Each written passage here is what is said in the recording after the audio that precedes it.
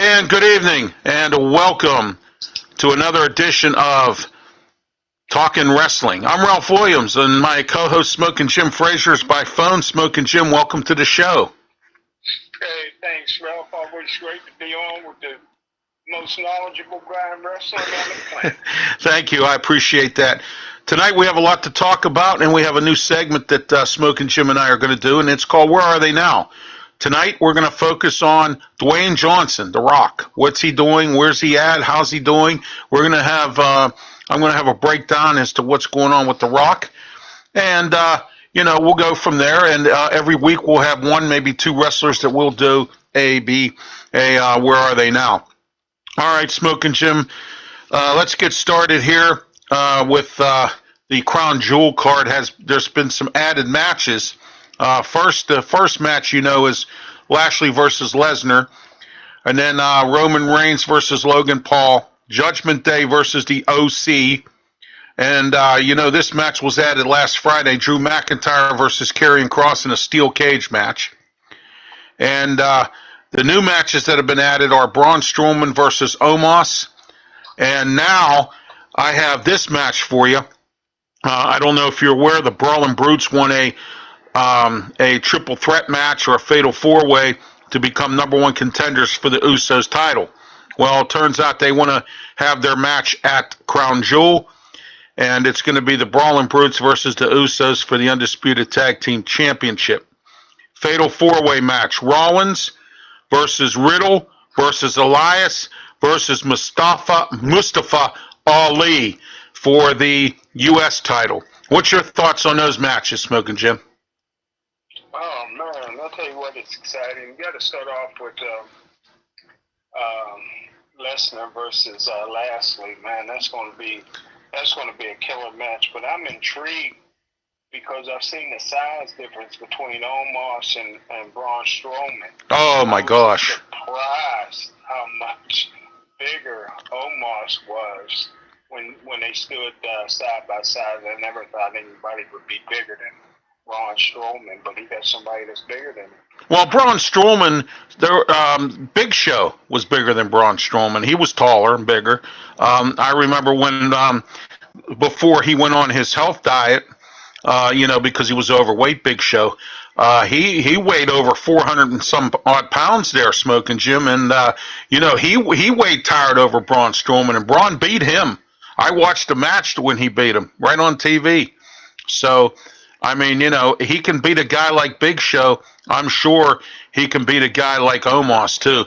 I'm going to take Braun Strowman in that match because I think Braun has more wrestling experience. Omos, he's been too busy fighting these squash matches. Monday night, if you watched Raw Monday night, he was fighting four guys, in some squash match. I guess they found him in a grocery store bagging groceries, or some busting tables at a restaurant or something, or whatever they were doing, and working at a 7-Eleven, as Mark Madden would put it.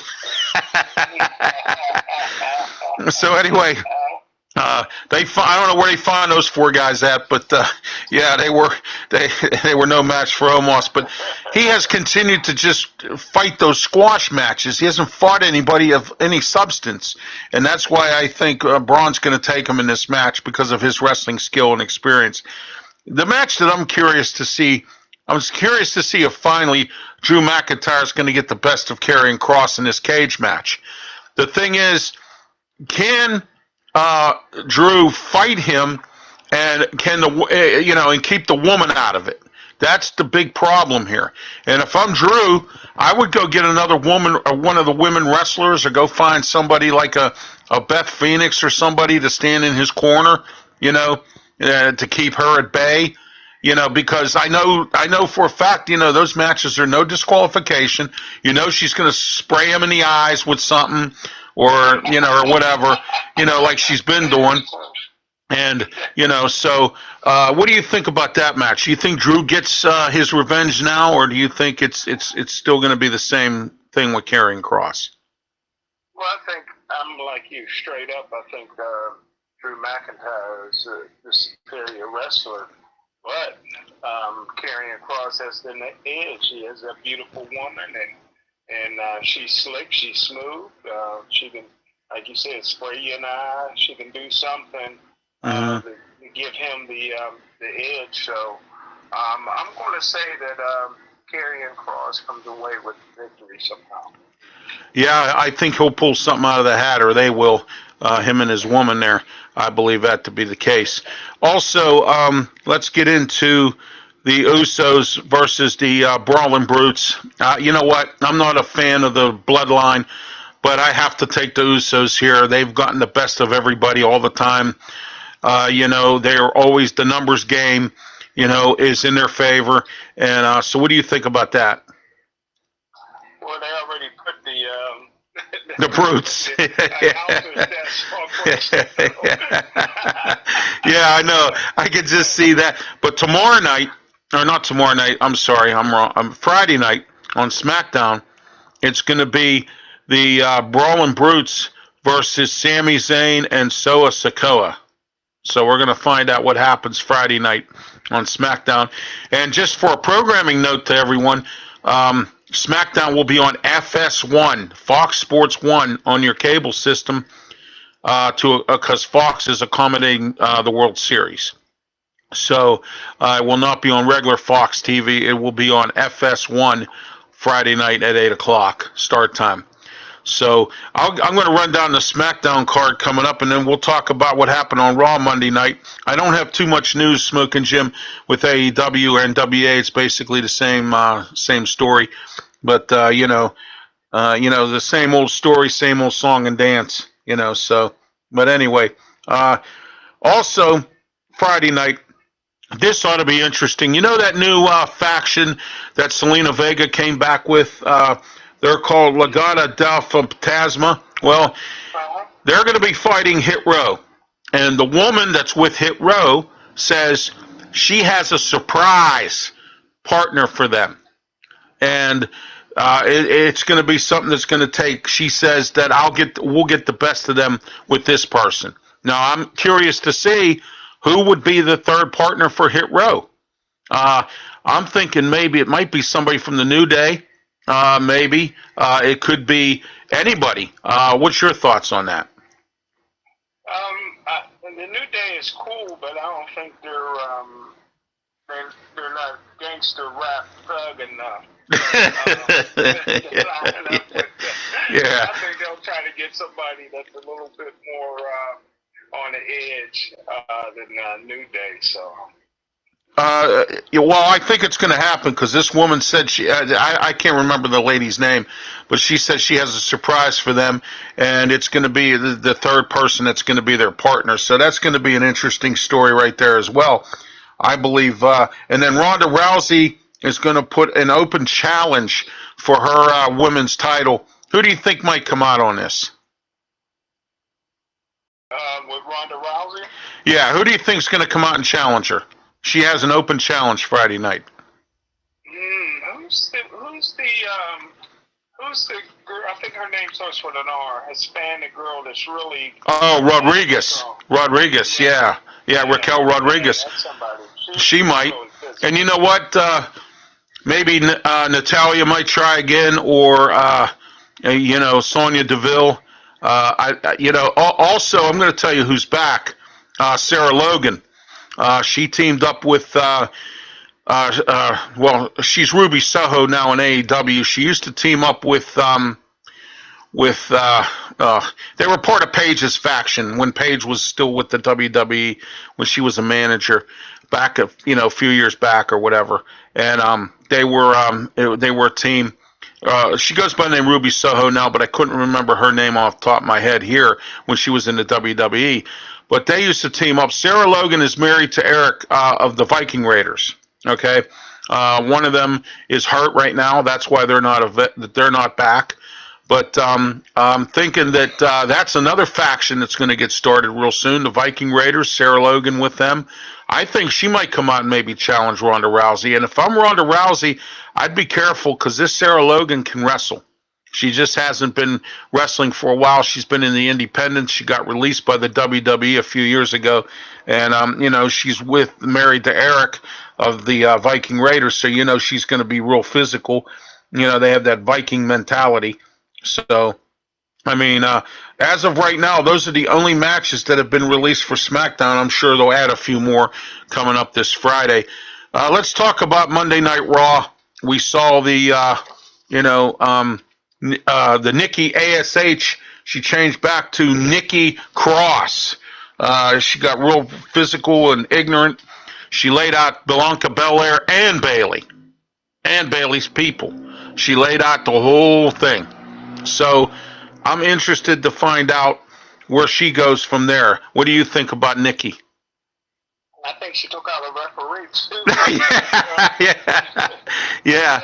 I know she. I tell you what, man, she's on the bad side of some pretty tough people. I mean, I wouldn't want Oh no. on Bailey. I wouldn't want to cheap shot Bailey because Bailey's definitely gonna get her back, and it ain't gonna be just Bailey. Bianca Belair will fight her straight up, but Bailey gonna try to hurt her. Oh, I know. And then Bailey's got her girls with her, so that's gonna, there's gonna be 3-on-1s all the time on her and everything else, and unless Dewdrop comes back with her, I mean, Dewdrop. Oh my. Anyway. So that happened on Monday Night Raw, and then also Finn Balor defeated Carl Anderson, and they cheated again the Judgment Day. Rhea Ripley got involved in the match, and the OC. If you saw, I don't know if you watched Raw on Monday night, but if you saw where they were in the locker room, and AJ Styles says we have to deal with the Rhea situation, and Gallows went out and then came back, and he was hurting. So I guess she must have kicked him in the grapefruits, I guess, or whatever, just like she did Carl Anderson. And he come in, and he said, we definitely have to deal with the Rhea problem. So what do you think the OC's who do you think the OC could get, or maybe bring in, or maybe, I'm thinking there's maybe a woman wrestler out there who is real tough, that might be leaving, one of the independents to come back to the WWE, or perhaps maybe leaving AEW, contract ran out or something, or coming from another wrestling organization. What's your thoughts on that? Well, it's kind of hard because to think about it, because they're not a attractive team in terms of attracting women to want to be with the OC. So not like the New Day or something like that, like right. one group Mm-hmm. that a lot of the women would be want to be associated with all the dancing and stuff like that. So they're more hardcore. So it would probably take a hardcore woman. So I can't. Who do you think? Who do you think maybe? I really can't say, because I don't know who the OC knows, and I don't know who AJ Styles is friends with, and I can't recall him being friends with any other woman, with a woman in the WWE. So we're going to have to wait and see. That's going to be a big question mark on that one. Anyway. Those of you first time watching, this is Talking Wrestling. My name is Ralph Williams, along with my co-host by phone, Smokin' Jim Frazier. We're live here on YouTube, Facebook, and Twitch, as you see in the lower level of the ticker take here tonight. And we're here every Wednesday night at 7:30. Every single Wednesday night we're here. And Thursday night, Smokin' Jim and I, along with Mark Mancini, we have a show at 8 p.m. on Blog Talk Radio called Wrestle Talk.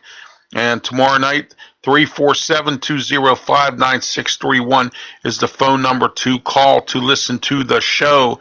And we had over 500 listeners last week, and we're hoping to break that record even more this week. I think every week, Smokin' Jim, we're going to keep breaking these records. I'd like to see us get to 1,000 by the end of the year, but we'll see. You know what I mean? Yes, sir. Yeah, so I think possibly that could happen. And also tonight at 10:30, live on YouTube, as part of the Sports Web, myself, Mark Mancini, we're going to be on at 10:30 tonight with Turnbuckle Talk. Yeah, we're back. Turnbuckle Talk, myself, Peter Blake, and Mark Mancini, national show on YouTube as part of the Sports Web by Peter Blake from Tampa, Florida.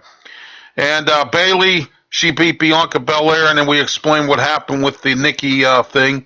R-Truth, get this, R-Truth's back. Come back out, had his first match, and he beat The Miz.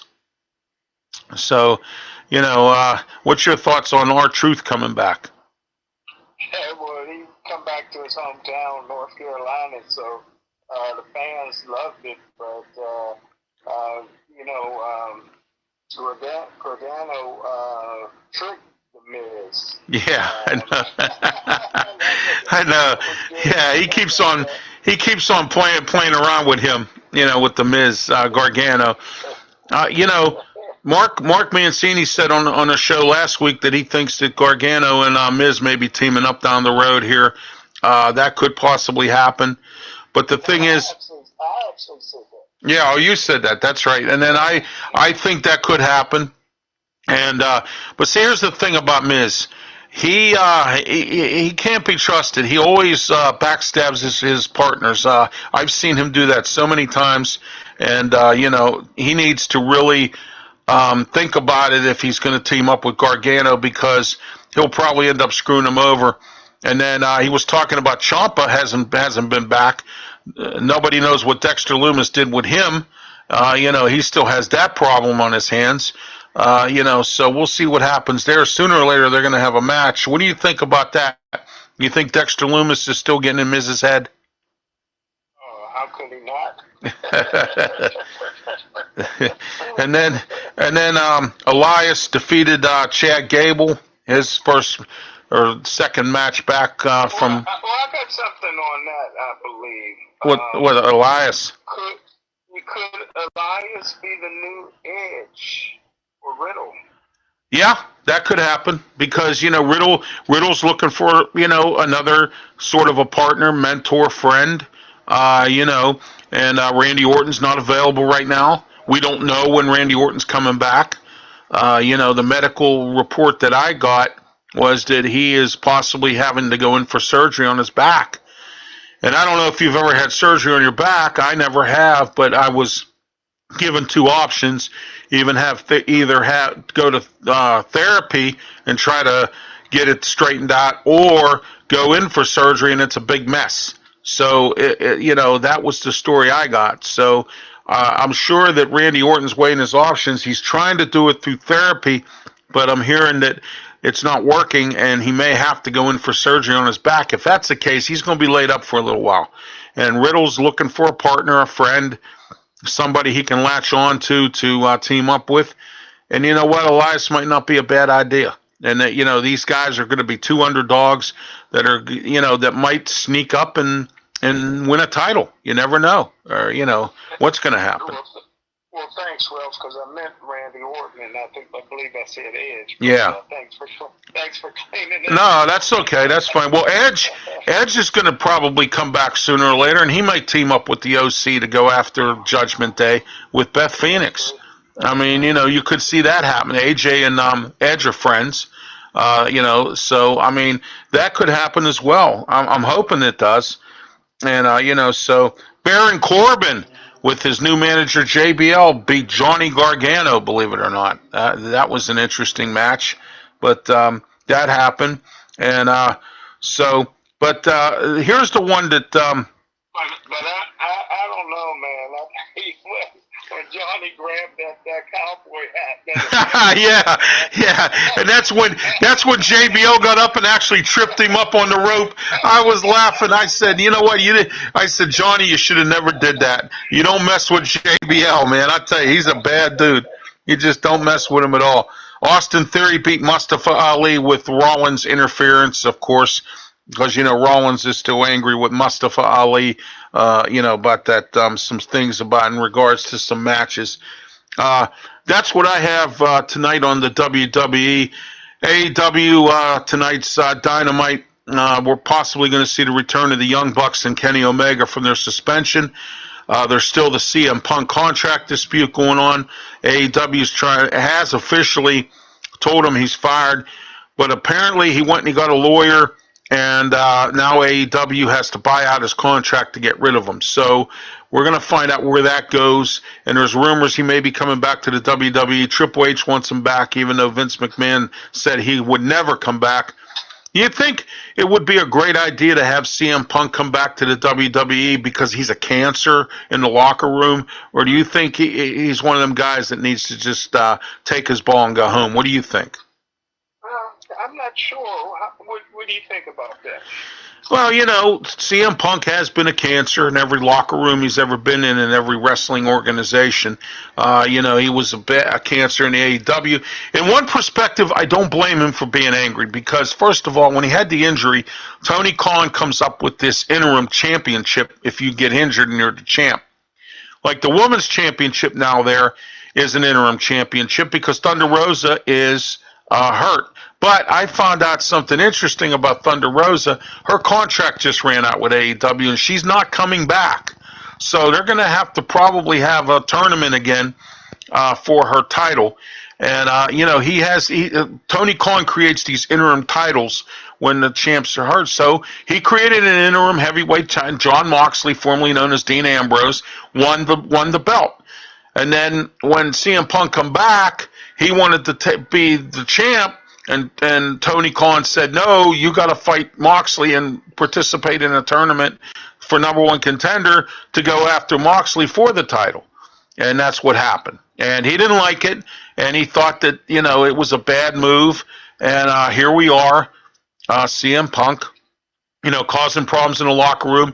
Then him and his manager caused some kind of a fight between him, Omega, and the Young Bucks. And, Tony Khan left the VPs, the Young Bucks and Omega, hang in the wind and suspended them and didn't, stick up for his VPs. But he's only suspended them. He officially dismissed CM Punk, and now they're fighting in court. I'm hearing that CM Punk went and got a lawyer or some lawyers or something, and they're fighting this in court. And they're going to have to buy out his contract in order to get him out of the organization. And Tony Khan's not putting him on TV anymore. There's a lot of dissension going on in AEW. There's no locker room leader right now, Smokin' Jim. Some of the guys, I know Chris Jericho has tried to be the locker room leader. It's not working out. Bryan Danielson has tried. I don't know what it'll take to become a leader in a locker room. Smokin' Jim, what do you think? To me, that's an important thing. Having somebody a leader in a locker room of any kind, because if you don't, then you're going to have all kinds of problems. What do you think about that? Well, I'm big on leadership, and I'm big on chemistry. Right. We get to professional athletes, man. I always thought Marc-Andre Fiore was a great chemistry for the Pittsburgh Penguins. They got rid of him. Because a lot of times what happens when you got good chemistry, man, everything happens, especially in sports or traditional sports like hockey and football, because you make your team in the off season. So if you're one of my teammates and I'm looking forward to working out with you in the off season, then we may go 2-3 hours. It's a great workout. I'm looking forward to working out with you the next day. If you're a cancer, I don't even want to be there. I'm dragging to get there. I'm looking to go home as early as I can, and you're not going to be as good. So I agree with you, man. The chemistry in the locker room in any sport is essential. Oh, by the way, I wanted to let you know Halloween Havoc was on Saturday. I couldn't be there. I had other obligations to watch. I couldn't watch it. I'm going to try to catch the replay on it. But Braun Breaker lost his title. And now Braun Breaker probably will come up to one of the main brands. As I've said many times, when they want to bring somebody up, they make them lose their title. And, that's how Kevin Owens did it. That's how Samoa Joe, Finn Balor. There's been some of these guys that, Johnny Gargano, he lost the Northern Championship to Sikoa. And, he took that little leave of absence with him and his wife, Candice LeRae, who got hurt again. She got, attacked again by the damage control. And, so she's hurt again. And so we'll see how long she's off. Her and Gargano just came back. They had, they had a baby and all that. So we're going to find out what goes on there. And I forgot to mention that earlier when we were talking about WWE. Also, I believe that young Lee or whatever his name is, he was the one that won the North American Championship in that Fatal Four Way. So, all right, let's talk tonight, Smokin' Jim. We have our new segment called "Where Are They Now." Uh, it's a great thing that we're going to be doing this. It's going to be a lot of fun. So tonight we're going to focus on Dwayne "The Rock" Johnson. Uh, what was your favorite match with The Rock when he would wrestle? What was your favorite? Who do you think the biggest matches you think he had? Which one do you think was the best? Stone Cold, Triple H, Mick Foley. I think those were the three guys that he mainly fought. Uh, what's your thoughts on that? Well, Rock was like Muhammad Ali or Cassius Clay. He really didn't need an opponent to be a real big star. So no matter who The Rock wrestled, it was always great. I always enjoyed when he wrestled Stone Cold Steve Austin. That was my all-time favorite Wrestler. Stone Yeah. Cold Steve Austin. So it always made for a great matchup because both of them could, sell a fight. Oh, Sell an event. So yeah, and not only that, they both had what we always talk about on Thursday night, Smokin' Jim, mic skills, and they both would insult each other. It would make you laugh so hard you'd probably wet your pants. That's how much you would laugh because of the way they used to insult each other. I mean, The Rock says he's gonna get you, you jabroni, or he's gonna, oh yeah, up your candy ass, and then you got Stone Cold saying, "I'm gonna stomp the mud hole in you and walk it dry," yeah. And I saw most of his matches, especially the ones with Triple H. He had the one that when they were fighting for the Intercontinental title, and Triple H and The Rock. That match went for a long time. It was back and forth, back and forth. Jim Ross was on the call, and it was a great match. They've had some classic battles for both the Intercontinental belt and the main belt. The Rock now, as you know, is an actor. He has a new an NBC series that he's doing, and then he was also on that an HBO series. He was a sports booking agent or something. I think it was. I can't remember the name of the show, but he was on there for a little while as well. He's keeping himself busy doing things like that. It's great to see The Rock doing it. Next week we're going to focus on members of the NWO: Hulk Hogan, Kevin Nash, Scott Hall. As you know, he's deceased. Kevin Nash, I found something very interesting out, Smokin' Jim. I promised I would get to the lowdown. Kevin Nash's son had a drug problem. He OD'd on drugs. wow. Yeah, because remember last week I had announced that his son passed away. Well, he OD'd on drugs, and he also was an alcoholic. Kevin Nash said in a statement that he tried to do what he could to try to help his son, and you know how that can be, things like that. So, but getting back to The Rock as well, he's acted in a lot of movies. His first one was The Rundown, and I'll never forget. What movie did you like of The Rock?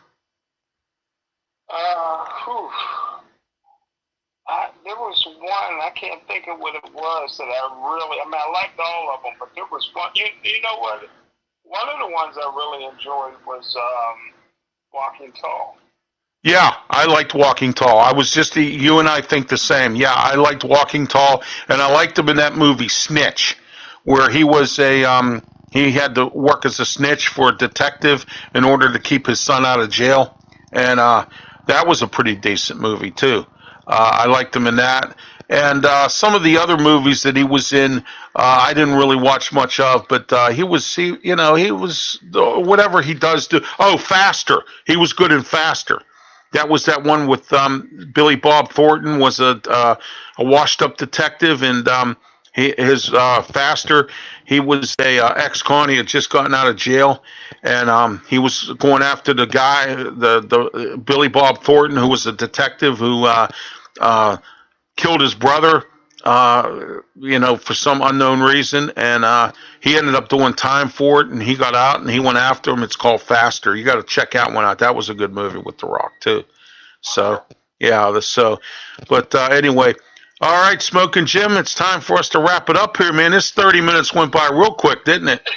It's a fun half hour. It is. But it's a great half hour of some great wrestling talk, and we'll be back next Wednesday right here on YouTube, Facebook, and Twitch. Don't forget, we're 7:30 start time every Wednesday. And tomorrow night, don't forget 8 p.m. Wrestle Talk, Blog Talk Radio, 347-205-9631. We will be here, we'll be there with Mark Mancini tomorrow night at 8 p.m. start time for you to listen to the show. That number again, 347-205-9631. And I was declared last night by Jerry DePaul as a living legend, and I am a legend. So I'm going to be moving on tonight as far as a living legend goes to the Sports Web at 10:30 tonight on YouTube with Peter Blake, myself, Peter Blake, and Mark Mancini. We're going to be talking turnbuckle talk and maybe a little bit of sports as well on the Sports Web with Peter Blake from Tampa, Florida. On behalf of Smokin' Jim Frazier, I am Ralph Williams. This has been Talking Wrestling. We'll see you next Wednesday. Have a good night and be safe.